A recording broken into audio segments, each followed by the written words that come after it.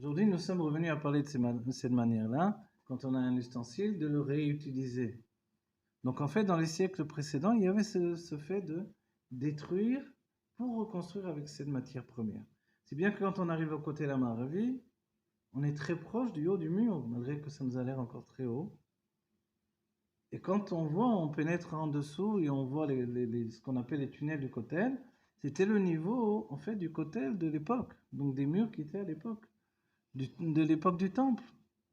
Mais entre-temps, qu'est-ce qui s'est passé pour qu'on est si haut? Parce qu'on a détruit, on a colmaté et on est monté de niveau à chaque fois.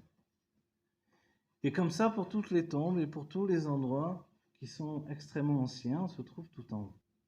C'est comme si la Terre s'éloigne du centre de la Terre.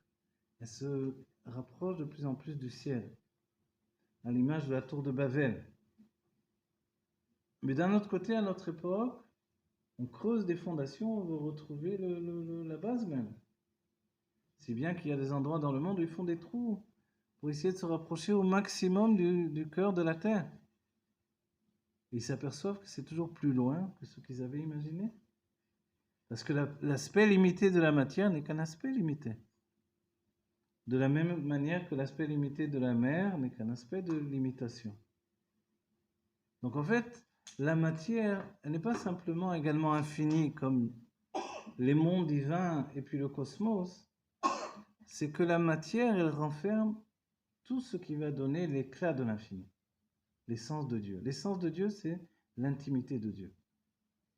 Et le corps qui est fait de cette matière-là, venir dire que ce corps est mortel, ça ne coïncide pas avec tout ce qu'on vient de dire.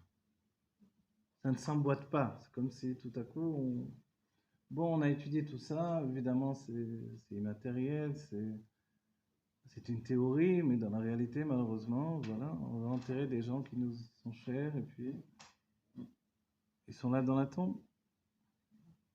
Mais comment je dois appréhender celui qui est dans la tombe?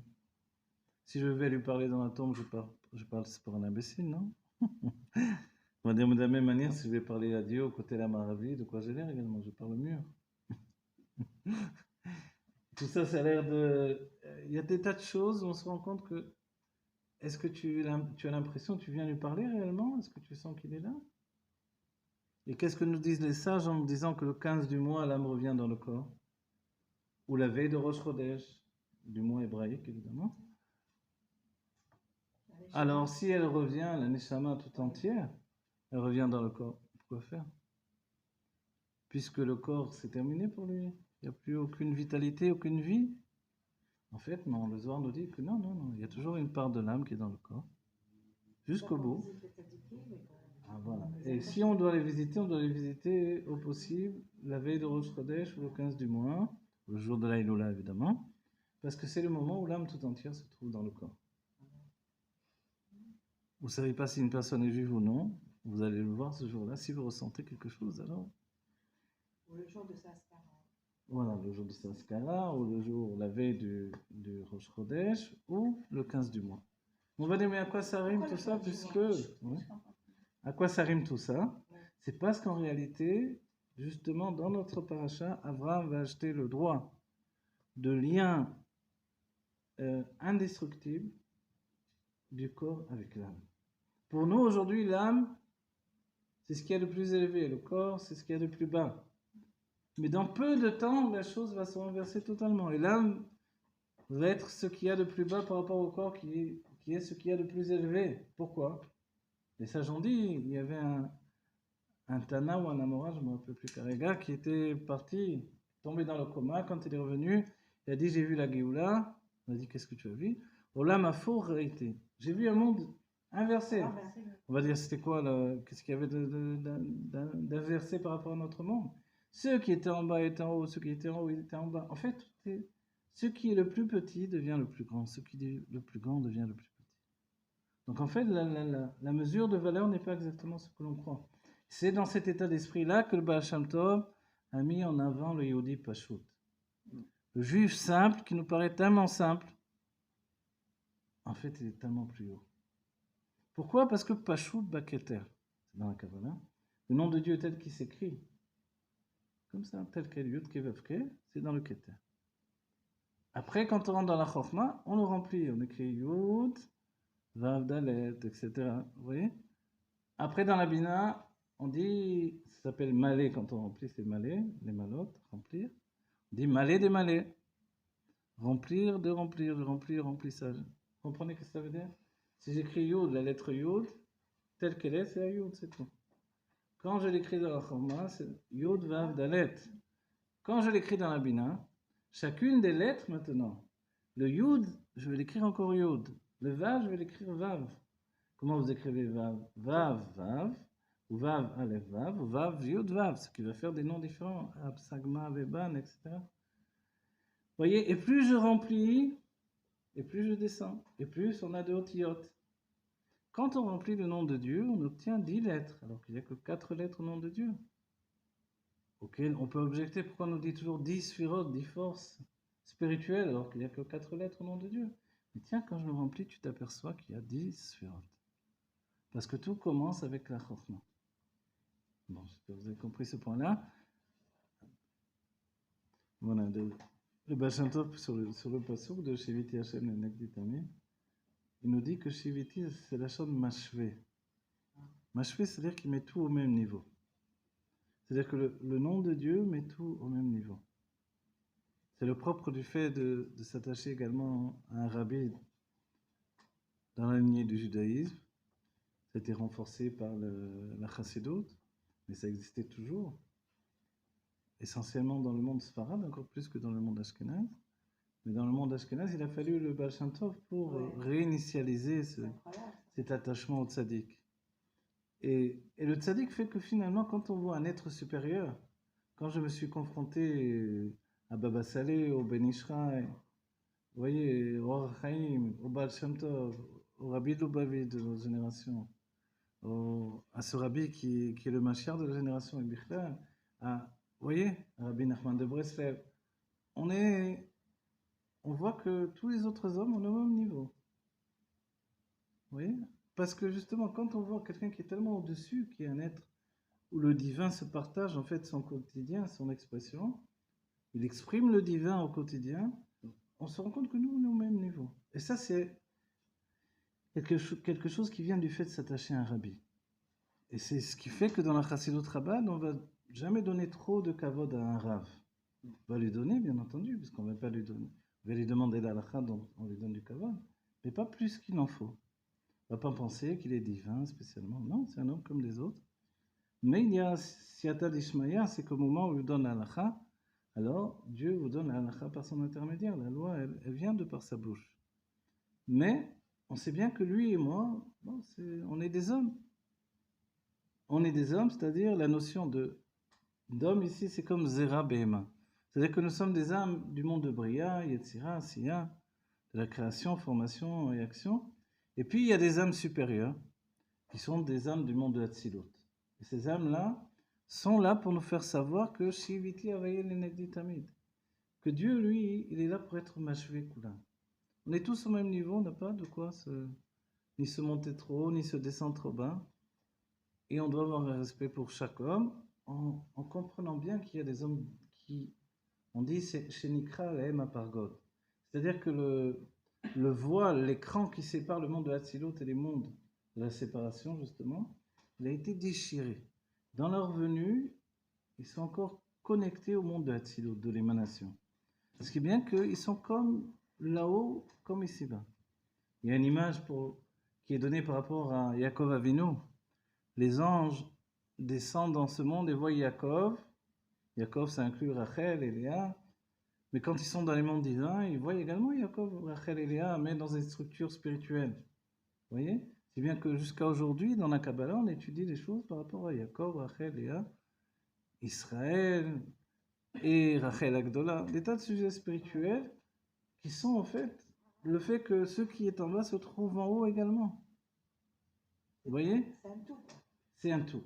Et le fait de savoir que Kemaim, Apanim, Lepanim, Ken, Leva, Adam, Ladam, c'est un jeu de miroir ininterrompu entre le monde en haut et le monde en bas. C'est qu'un kipoul, c'est un monde qui s'est replié en deux. Et finalement, au bout du compte, pour terminer la chose par rapport à ce monde dans lequel on se trouve, le monde de la matière, ce qui est en bas est en haut. C'est bien que compte tenu que l'essence de Dieu se trouve ici, les mondes divins qui sont extrêmement élevés sont beaucoup plus éloignés de Dieu que nous ne le sommes nous-mêmes. Nous sommes à proximité de Dieu, essentiellement par rapport au corps. Et quand le Baal Shem Tov, lorsqu'est venu son moment de quitter ce monde, à nos yeux, parce que les tzadikim doivent laisser la place à d'autres tzadikim, alors, même si le tzadik continue à vivre, puisque le Baal Shem Tov a dit, à telle heure vous verrez, mon âme aura quitté mon corps. Et ces Talmidim ont vu qu'est arrivée l'heure qu'il a dit, et puis il continue à parler, à enseigner comment une âme quittait le corps, s'élevait dans le monde divin. Donc en fait, il n'était plus dans son corps a priori. Sauf que son corps est encore vivant de la présence de son âme.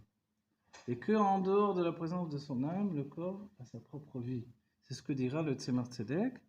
Il dit, le corps a une vie que nous ne connaissons pas. Qui est une vie qui vient de l'essence, s'appelle une vie morte. Morte parce que elle ne fonctionne pas par la vitalité de l'âme, mais elle a une vie à elle qui lui appartient. Comme une pierre, a priori, pour nous, elle est immobile, c'est bien qu'en hébreu, on l'appelle le domaine, l'immobile. Aujourd'hui, dans la science, moi je ne suis pas tellement scientifique, mais j'ai entendu de Rav Gisbour au moins qui nous dit que son mouvement est tellement rapide que l'œil ne peut pas le saisir. Donc il le voit comme immobile. Donc le minéral est d'une vitalité tellement grande qu'elle est imperceptible à l'œil. Tandis que le végétal, on peut s'apercevoir qu'il grandit. Et le chai, l'animal, lui évidemment, il grandit et il se déplace. Et l'homme, lui, il inclut tous les niveaux précédents. Mais en réalité, ce qui arrive chez l'homme, c'est que plus il grandit, plus il s'éloigne de la base même de l'essence de la vie. C'est ce qui fait qu'au bout des siècles passés, les hommes ont le sentiment de s'être dénaturés. Dénaturés, comme on le dit, c'est être séparés de la nature. En se séparant de la nature, ils ont perdu l'essence de leur être. Et de nombreux hommes aujourd'hui, juifs ou non-juifs, essentiellement des non-juifs, puisque pour le juif c'est beaucoup plus complexe, ont un désir de retourner à la nature. Chez les chassidim, le Baal Shem Tov poussait les juifs vers la nature. L'Admour Hazaken donnait son argent, on en a parlé même dans les cours précédents, pour que les juifs puissent s'installer dans la nature. Et vous savez comment on dit, c'est-à-dire que quand on se trouve dans la nature, c'est l'idée du Baal Shem Tov, la misère est beaucoup moins misérable en fait. Un homme peut avoir un lopin de terre et avoir de quoi manger. Et quand on est en ville et qu'on n'a plus d'argent, on est totalement misérable. Donc dans la nature, ce qui est la pauvreté devient de la simplicité. Dans la ville, la pauvreté, c'est quelque chose d'ignoble. Quand vous dormez à la Belle Étoile, vous possédez le monde entier, mais quand c'est dans une ville, alors vous êtes un clochard. Vous voyez comme tout est inversé, tout est... Or les Avot, les princes, Abraham Avinu était extrêmement riche, il dormait à la Belle Étoile, Yaakov Avinu dormait à la Belle Étoile, etc. Finalement, on se rend compte que tout est inversé, tout est faussé. Ce monde qui a perdu le chemin de la nature, s'est dénaturé, alors il a perdu l'essentiel. Donc il y a aujourd'hui un retour vers le monde naturel. Et quand on revient vers la nature, on comprend que la nature a ses propres codes, ses propres lois, sa propre vitalité. Voilà. Et on se sent plus proche de Dieu. Quand on est dans la ville, pris par le brouhaha de l'humanité sociale, on va dire, on est perdu, on est égaré. Je me rappelle quand j'ai voyagé sur la ville, la première fois que je suis arrivé à Times Square, j'étais effrayé. Je ne m'attendais pas devant tous ces écrans géants, j'étais effrayé par finalement le monde, ce qui pouvait devenir. C'était Sodome et Amora pour moi. Et ça ne veut pas dire que ça doit être Sodome et Amora, il faut qu'on traite des images de tzadikim, etc. Mais en tout cas, c'est l'impression que ça m'a donné immédiatement. Sortant d'Eretz Israël, étant au 770, tout à coup je me retrouve là, j'ai eu très très peur. Une peur inconsciente, justement. La peur vient du fait qu'on ne peut pas gérer certaines choses. Là, j'ai compris que je ne pouvais pas gérer ça, ni gérer ni digérer. Donc on s'enfuit à ce moment-là. Et le fait de revenir à la terre, on se rend compte que la terre, elle accueille chacun. De la même manière que la maison du tzaddik accueille chacun. Vous voyez, la première fois que je suis arrivé au 770, je me suis senti chez moi, dans ma maison, assez curieusement. Le sentiment que j'avais une maison dans le monde. C'est le rabbi qui vous accueille, on le ressent intimement. C'est pas une bêta knesset, on vient prier, on s'en va. C'est un endroit où les gens viennent et on s'installe. On étudie, on mange, on discute. Mais tout est cadeau. Voilà, il y a cette force particulière d'avoir investi la Kedusha comme une évidence. La sainteté du judaïsme, c'est une évidence. Voilà. Et dans la terre d'Israël, a priori, ça doit être l'endroit le plus puissant pour cette sensation-là. Donc si les ennuis au quotidien nous font oublier que la terre d'Israël, c'est la terre de l'essence de Dieu, il faut y revenir. Et pour terminer ce qu'a dit le Baal Shem Tov a dit, je peux, si je veux, monter avec mon corps dans le ciel comme Eliyahu Hanavi, mais je préfère être que l'on m'enterre dans la terre. Pourquoi? Retourner au fait que de la terre tu es venu, de la terre tu retournes, mais dans l'idée de la Chassidut, ça veut dire tu viens de l'essence, tu retournes à l'essence. C'est comme revenir à l'essentiel. Le travail de nous simplifier, c'est pour revenir à l'essence. Donc quand quelqu'un comme Sarah, qui était à 20 ans comme elle était à 7 ans, comme elle était à 100 ans, Sarah, elle, c'est une tzadékette, elle est revenue à l'essentiel. Ça veut pas dire qu'elle est morte. C'est bien que les sages disent très clairement, on ne dit pas les métés Chevron, ceux qui sont morts à Chevron, on dit les Yeshne Chevron, ceux qui dorment à Chevron. Ils sont encore vivants, ils dorment en attendant la Géoula, comme d'autres tzadikim. Simplement, ils se lèvent, comme Avraham Avinu, qui à la Beta Knesset, Avraham Avinu de Chevron, est parti compléter un minyan, etc., où les tzadikim vont et viennent et continuent. Alors, et pourquoi on ne les voit pas dans la rue du jour au lendemain, du matin au soir? Nous préserver un certain libre arbitre et de croire que peut-être on peut mourir. Mais notre paracha qui s'appelle la vie de Sarah, alors ça nous laisse entendre que Sarah est vivante. Et puisque Chayé, on peut entendre que c'est au pluriel également. On a dit quelquefois dans les cours que en hébreu, c'est pratiquement la seule langue, je ne connais pas assez toutes les langues du monde pour affirmer, mais où on dit Chaim au pluriel. En français, on dit la vie, life en anglais, vita, etc., dans plusieurs langues. Alors, pourquoi en hébreu on dit Chaim au pluriel, qui veut dire plusieurs vies? De là, on comprend bien qu'on revient, on a plusieurs vies. Mais plusieurs vies du corps ou plusieurs vies de l'âme, en fait. Vous voyez? En fait, on comprend bien que l'âme revient dans plusieurs fois dans des nouveaux corps. Mais, en plus de ça, Chaye Sarah, c'est que l'âme, non seulement l'âme est vivante, mais de la même manière que l'âme est vivante, le corps est vivant. Donc pour nous, tous ceux qui sont partis, que l'on a aimés, et qui nous manquent, on sait qu'ils vont revenir très prochainement.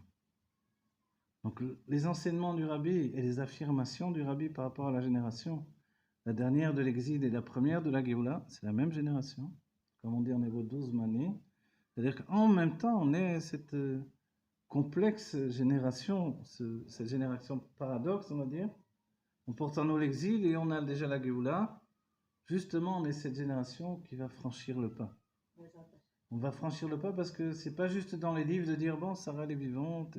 Non, l'enseignement, puisque Sarah représente le corps de tous les juifs, Abraham l'âme de tous les juifs, c'est que le corps de tous les juifs reste vivant. Et la preuve en est, selon les sages, que l'âme revient visiter le corps tous les 15 du mois et toutes les veilles de Rosh Chodesh, pas pour rien. Les livres de Kabbalah nous disent qu'en fait, c'est pour que le lien reste établi entre le corps et l'âme. Ensuite viendra le moment des retrouvailles entre Abraham et Sarah. Et dans notre paracha, à la suite de ça, il y a les fiançailles de Yitzhak et de Rivka. Et les sages nous ont dit, mais c'est bien étrange de voir combien de paroles sur le serviteur d'Abraham, tandis que des mitzvot importantes comme les tefilines sont juste des rémisas, en allusion dans la Torah. C'est parce que, en fait, ces actions-là sont des actions générales qui ont une portée générale sur tout le peuple juif. C'est l'union de Ma'uban, l'union du masculin et du féminin, des âmes générales qui vont engendrer la notion de masculin et de féminin chez chacun d'entre nous. Le masculin, c'est l'âme, et le féminin, c'est le corps. Et il est dit dans la Géoula, Eshet Raï la Teret Baala. C'est-à-dire que le corps va être au-dessus de l'âme, que la femme sera au-dessus de son mari. Voilà. On arrive Terefoumian Mamash immédiatement avec vous tous et vous toutes. On a du Sroud Nashim Tsitkaniot, du Sroud des femmes vertueuses. Et Ozéou, Ishak, Shira, Ishak et Sarah. Quelle est la femme vertueuse? Une femme comme Sarah, Aosaït Ratzon Baala, qui accomplit la volonté de son Baal, de son maître, qui est son maître, c'est Akadosh Baruch Hu, évidemment. Voilà, Terefoumian Mamash, Yichia Melech HaMashiach, que Dieu vous bénisse.